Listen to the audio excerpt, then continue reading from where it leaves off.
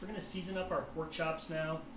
One of the tips and tricks that I like to do is season up the meats, the proteins, early. So you can season them up, put them in the fridge for a couple of hours, and you're really going to get a lot more depth of flavor out of what you're cooking than if you go right into the pan. So I like to season here pretty heavy. I'll show you what this looks like in just a second. Today we're going to go right into the pan, but normally I like to let these sit for about 2 hours in the refrigerator. If it's something big like a pork shoulder or a rack of ribs, I'll even often let it sit overnight.